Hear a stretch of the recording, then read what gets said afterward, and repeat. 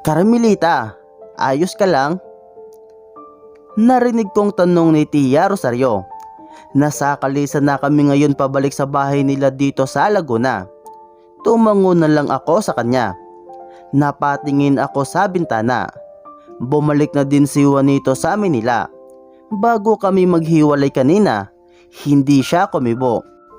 Alam ko namang malungkot din siya sa nangyari sa pamilya nila Aling Trinidad, pero parang alam niya na alam ko kung anong iniisip niya kanina.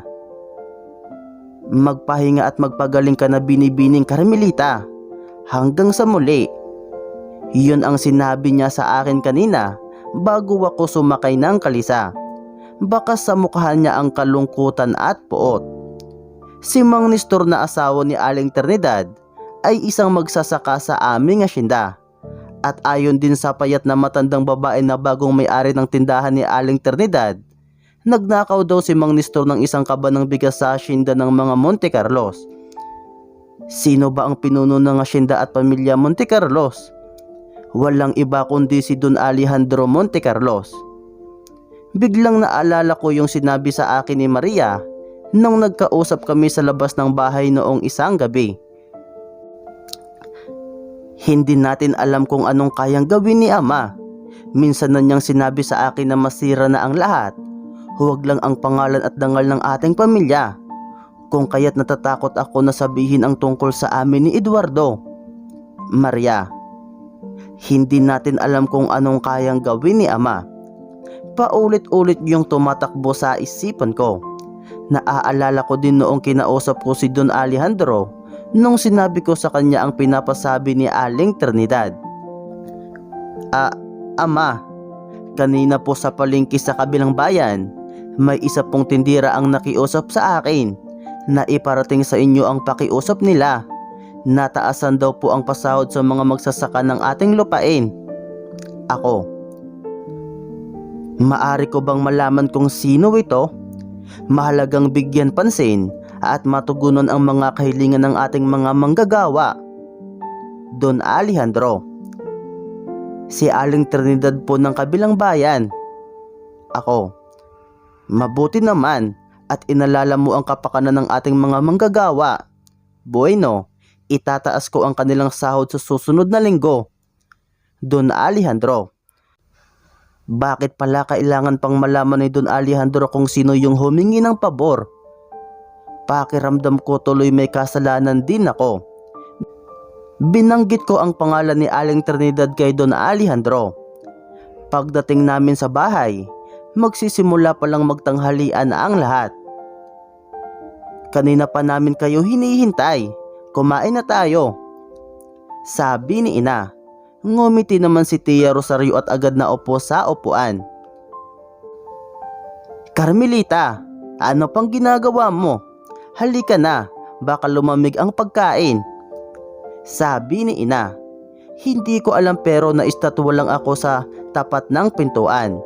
Nakatingin silang lahat sa akin. May problema ba Carmelita anak? Narinig kong tanong ni Don Alejandro. Napatingin ako sa kanya. Sa totoo lang, wala sa hitsura niya ang magiging mamamatay tao. At sobrang mapagmahal din siya lalo na sa kanyang pamilya. Kaya hindi ko magets kung paano niya magawang ipapatay ang buong pamilya ni Aling Trinidad. Carmelita, ayos ka lang ba? Narinig kong tanong ni Josefina. Bigla tuloy akong natauhan. Oo naman. Sagot ko na lang kahit pamukhang husky yung voice ko at ibinaling ko ang paningin ko kay Ina. Ina, masama po ang aking pakiramdam. Gusto ko po munang magpahinga. Paalam ko. Napatayo naman si Ina at hinawakan ang pisngi ko.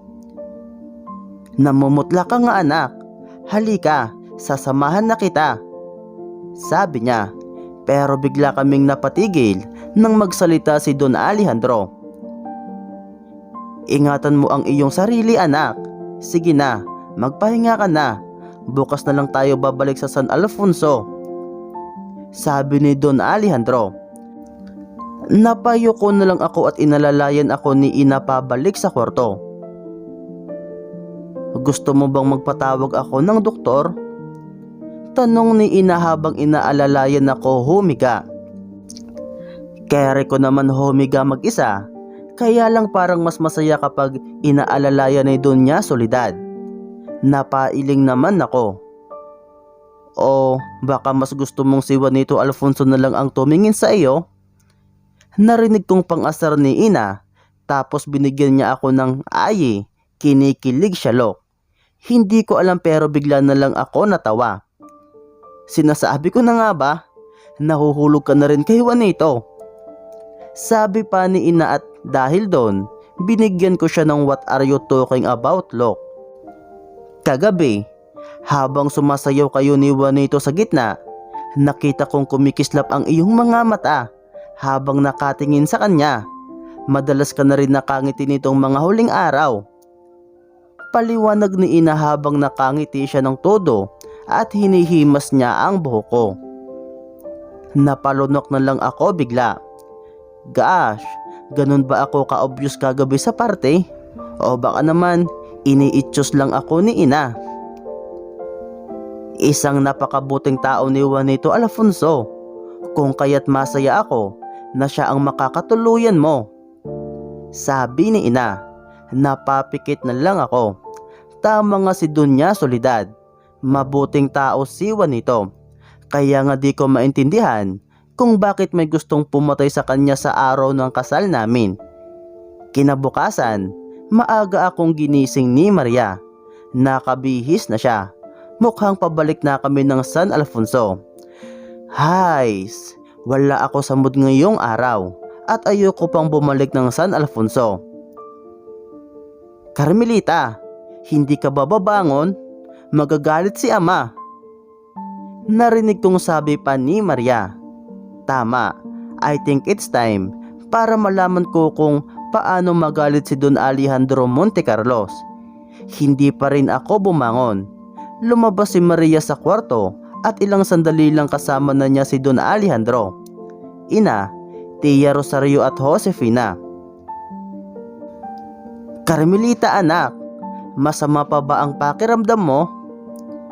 Narinig kong tanong ni Don Alejandro at lumapit silang lahat sa akin. Nakataklob pa din ako ng kumot.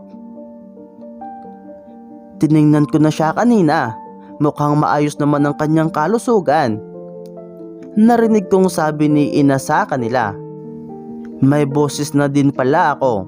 Sana nga paus pa din ako ngayon eh. Carmelita, mahuhuli na tayo sa pagdating ng barko. Kailangan nating... Hindi na natapos ni ama yung sasabihin niya kasi bigla na akong bumangon. Parang familiar sa akin ang scene na to. Ganito kami magtalo ni daddy. Sana si daddy na lang ang kasama ko ngayon. Namimiss ko na siya. Hindi ako sasama. Yun lang yung sinabi ko. Nagulat namang silang lahat. Carmelita, ano bang pinagsasasabi mo? Hindi maari. Narinig kong sabi ni ina at hinawakan niya ang balikat ko. Bakit ayaw mo sumama? Narinig kong tanong ni Maria. Napaupo na din siya sa kama ko. May problema ba, Carmelita? Tanong naman ni Josefina. Napailing lang ako.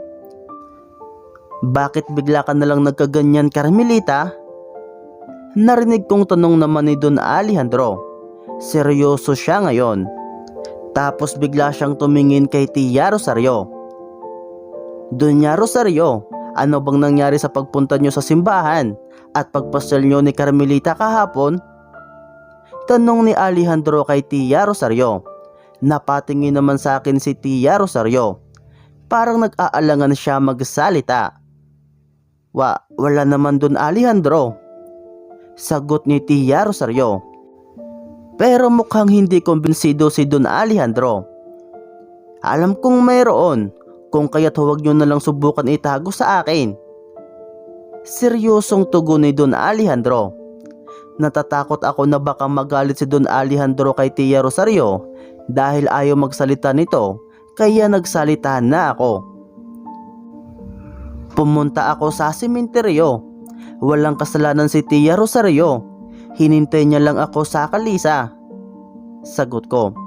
Halos nanlaki ang mata ng lahat. Anong ginagawa mo doon, anak? Narinig kong tanong ni ina. Halatang natatakot siya na baka pagalitan o parusahan ako ni Don Alejandro. Sinong nagdala sa'yo sa simenteryo? Narinig kong tanong ni ama. Hindi ko po pwede sabihin. Sagot ko na lang. I've learned my lesson. Sinabi ko na sa kanya noon na si Aling Trinidad ang humingi ng pabor. Pagkatapos niyon ay may masamang nangyari sa pamilya nila, at ngayon kapag sinabi kong si Juanito ang kasama ko sa sementeryo, hindi ko alam kung anong pwedeng mangyari sa kanya. Bakit ka nagpunta sa sementeryo? Tanong ni Don Alejandro. Mukhang gets na niya na ayoko sabihin kung sino ang kasama ko. Parang bumilis yung daloy ng dugo sa katawan ko. Parang sasabog din ang dibdib ko. Hindi ko na napigilan, pero tiningnan ko ng diretso si Don Alejandro sa mata. Bakit po pinapatay ang buong pamilya ni Aling Trinidad? Seryoso kong tanong sa kanya. Nanlaki naman ang mata ng lahat, eksip kay Don Alejandro. Wala siyang reaksyon. Napatakip naman sa bibig si ina, Maria, Josefina at Tia Rosario. Carmelita, maghunos dili ka. Sabi ni Maria. Carmelita, huwag mong pagsalitaan ng ganyan ang iyong ama. Suway sa akin ni ina, at agad siyang lumabas ng kwarto at sinundan naman siya ni Maria at Josefina. Kung ayaw mo na akong makasama, naiintindihan ko, dumito ka na muna. Sabi ni Don Alejandro. Alam kong kumakalat na ang balitang iyan, pero hindi ko akalain na ang sarili kong anak ay maniniwala sa isang kasinungalingang para lang masira ang kanyang ama. Sagot ni Alejandro at may luhang namumuo sa kanyang mga mata at tuluyan na siyang umalis. Naiwan naman akong tulala. Agad na lumapit sa akin si Tia Rosario at niyakap ako. Bakit ganon? Bakit hindi siya nagalit sa akin? Dapat ko pa bang pagdudaan si Don Alejandro? Nang araw ding iyon, umalis na sila Don Alejandro, ina at Maria. Sasama naman ako kay Josefina pabalik ng kumbinto. Gusto kong makausap si Madam Olivia. Kinabukasan, hinatid kami ni Tia Rosario sa Maynila. Pagdating namin sa tinutuluyan naming dormitoryo sa Colegio de Santa Isabel, agad kaming sinalubong ni Madam Olivia. Hindi ko alam pero bigla na lang akong napatakbo papalapit sa kanya at niyakap siya. Matagal ko na rin hindi nakausap at nakasama si Madam Olivia. Siya lang ang nag-iisang tao na nakakakilala sa totoong ako. Sa kwarto muna ako ni Madam Olivia tutuloy hanggang hindi pa gumagaling si Helena sa bulutong niya. Si Josefina naman ay makikishare ng kwarto kina Natasha. Gabi na pero nakaupo lang ako sa kama habang hawak ang diary at nakatanaw sa bintana. Hindi ko naman namalayan na dumating na pala si Madam Olivia. Bakit gising ka pa, Carmela? Tanong niya. Tapos napaupo siya sa kama ko. Parang tumatanda si Madam Olivia. Nai-stress siguro siya dito. Hinihintay ko po kayo, Madam Olivia. May gusto po sana akong itanong sa inyo. Sabi ko. Napatango naman si Madam Olivia at nakatanaw na din siya ngayon sa bintana. Half moon ngayon pero maliwanag pa din ang gabi. Marami ring bituin sa langit. Nagtataka lang po ako, Madam Olivia. Ako po ngayon ang nasa posisyon ni Carmelita. Kung ganon, nasaan po ang totoong Carmelita ngayon? Tanong ko. Napahinga naman ng malalim si Madam Olivia. Nandito lang siya. Hawak mo siya ngayon. Hawak mo ang kapalaran niya. Sagot niya sabay turo sa diary. OMG, nasa loob ng diary si Carmelita? Dahil sa gulat Bigla ko tuloy na ihagi sa kama yung diary. Gosh, after all this time, ang lapit-lapit niya lang pala sa akin. Huwag kang matakot.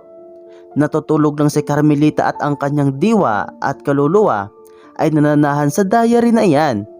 Hindi kanya sasaktan dahil bago ka mapunta sa panahong ito, alam na niya na darating ka upang tulungan siya.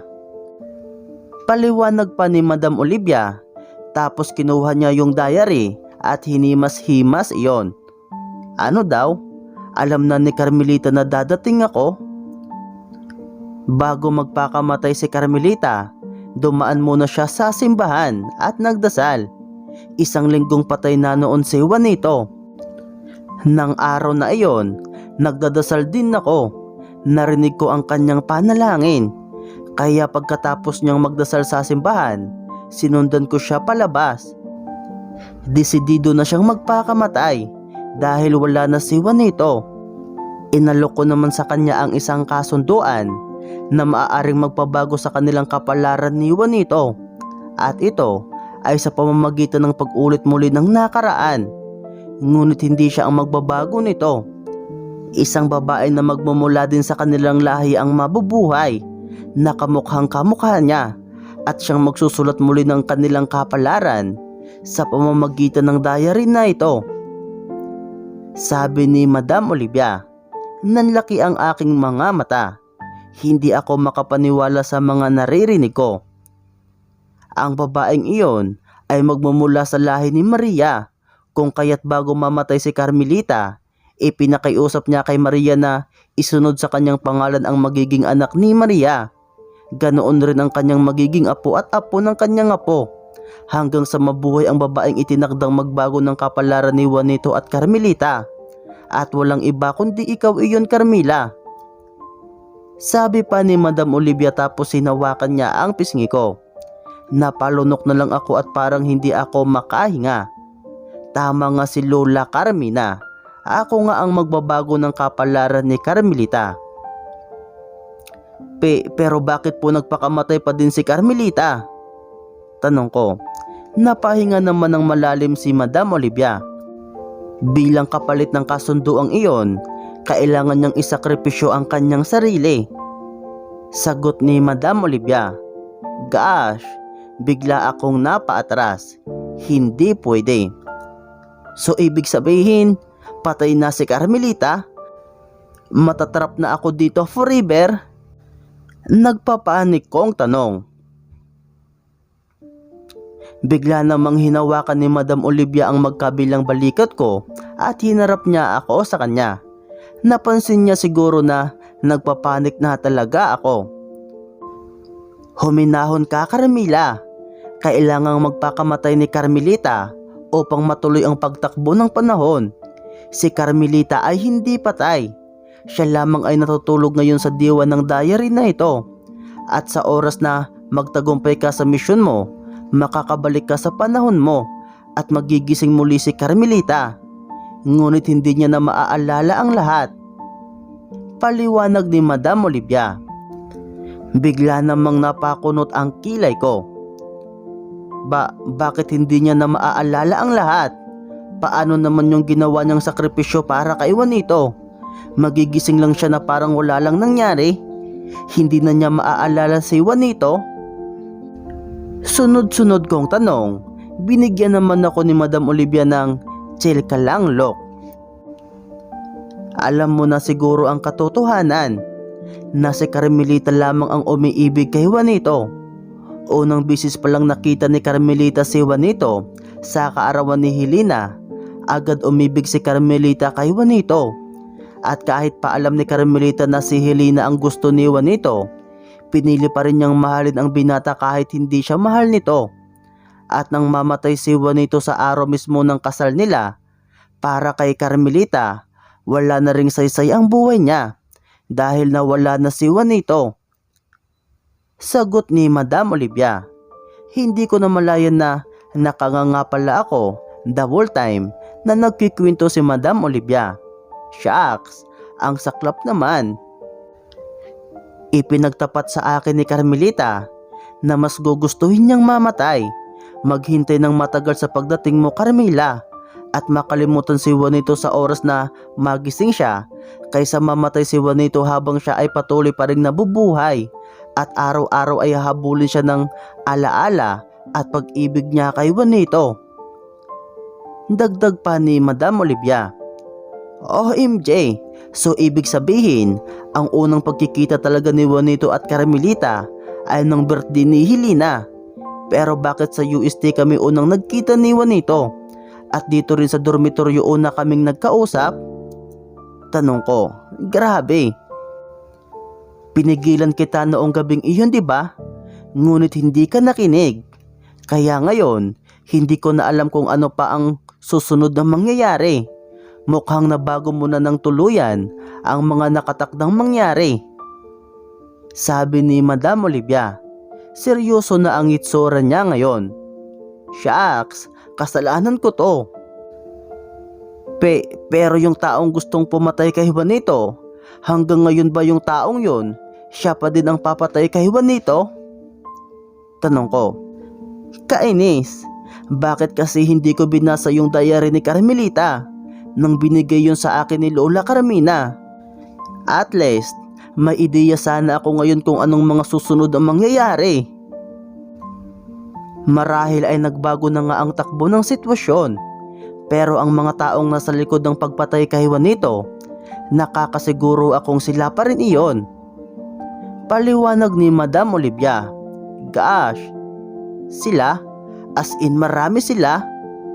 Gulat kong tanong. Alam naman nating hindi makakagalaw ang isa kung walang tulong ng iba. Dagdag pa ni Madam Olivia. Sa bagay, may point naman siya. Oh MJ, Madam Olivia, what should I do? Nagpapanik kong tanong. Tapos sinawakan ko yung baraso niya. Feel ko kasi si Don Alejandro ang mastermind. Sabi ko sa kanya. Bigla namang nanlaki ang mga mata ni Madam Olivia at sinabihang wag lakasan ang boses ko. Agad niyang sinarado yung pinto at mga bintana. Sigurado ka ba, Carmelita? Si Don Alejandro ay ama ni Carmelita. Siya rin ay isa sa pinakamakapangyarihan at maimpluwensyang tao dito sa panahong ito. Sabi ni Madam Olivia. Mukhang hindi na rin siya makapaniwala na gagawa ng kasamaan si Don Alejandro. Kasi feel ko may kinalaman si Don Alejandro sa pagkamatay ng buong pamilya ni Aling Trinidad. Sabi ko sa kanya. Napailing-iling naman si Madam Olivia. Carmela, bukod sa kailangan mong mapagtagumpayan ang misyon na ito, mukhang kailangan mo ring ingatan at ipagtanggol ang pamilya Montecarlos, lalo na si Maria. Ang lahi ni Maria ay inyong pinagmulan. Dahil sa oras na may mangyaring masama kay Maria, hindi na tinapos ni Madam Olivia yung sasabihin niya kasi alam niyang gets ko na yung gusto niyang sabihin. Nasa oras na mamatay si Maria at hindi siya nagkaanak, kami ni Lola Carmina, Mami, Jeannie at Emily ay hindi na mag-e-exit sa future.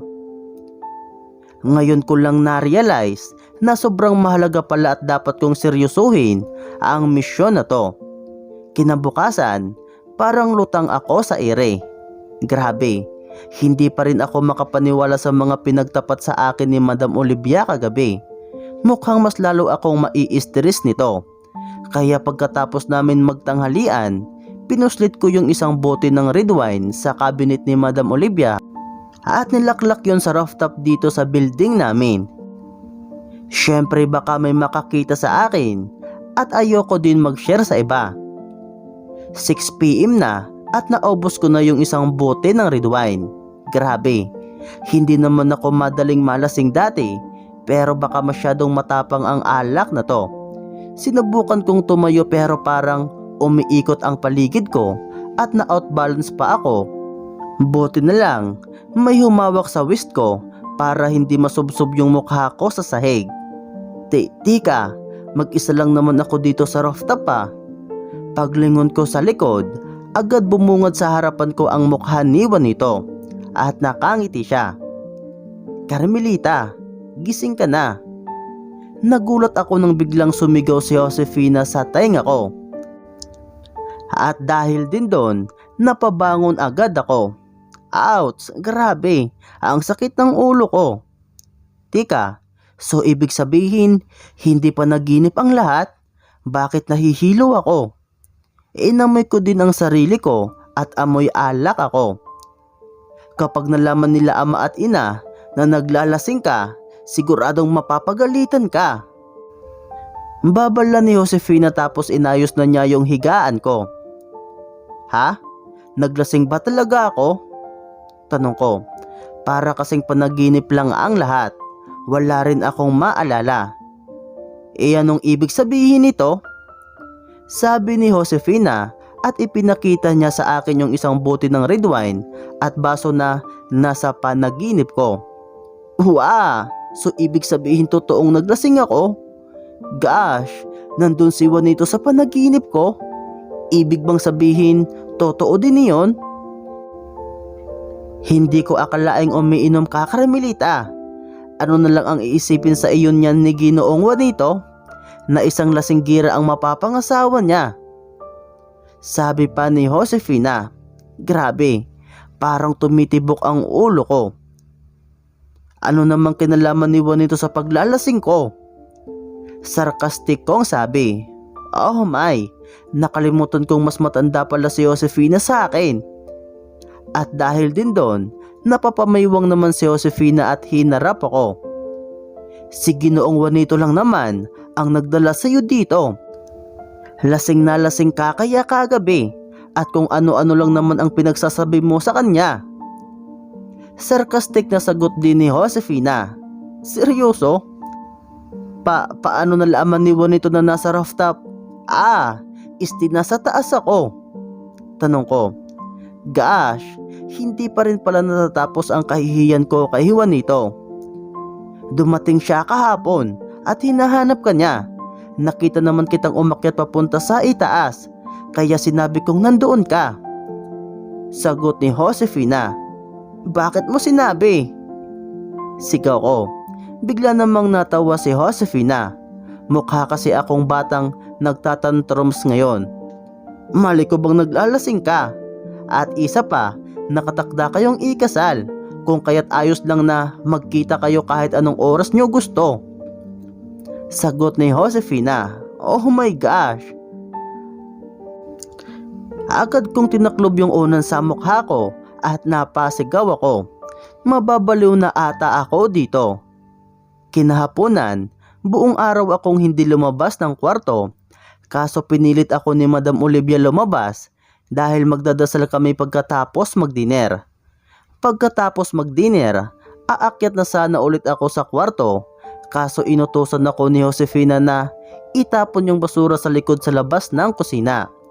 At dahil mas matanda siya sa akin, wala akong magawa kundi sumunod.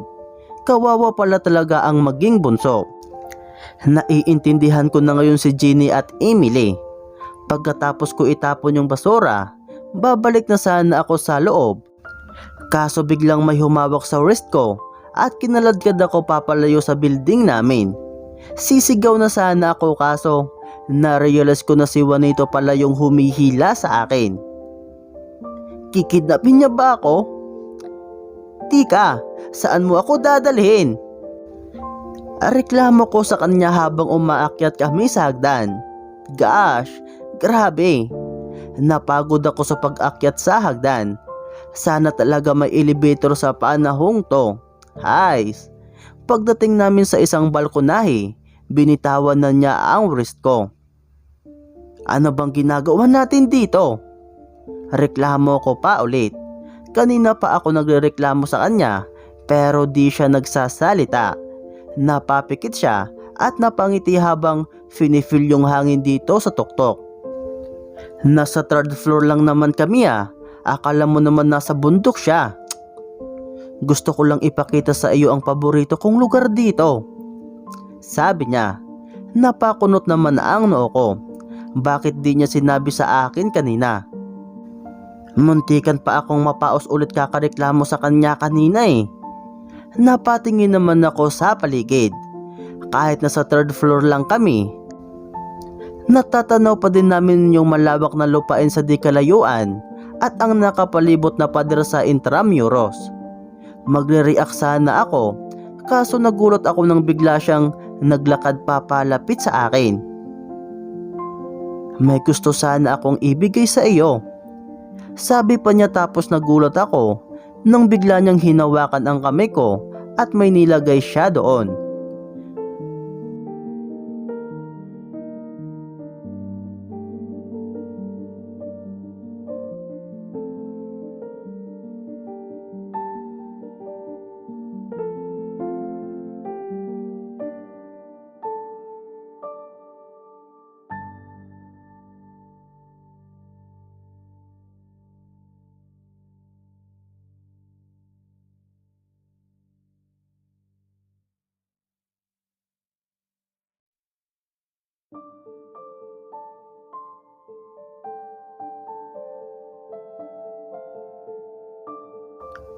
Biglang nanlaki ang mga mata ko nang mabasa ko kung anong nakasulat sa kwintas.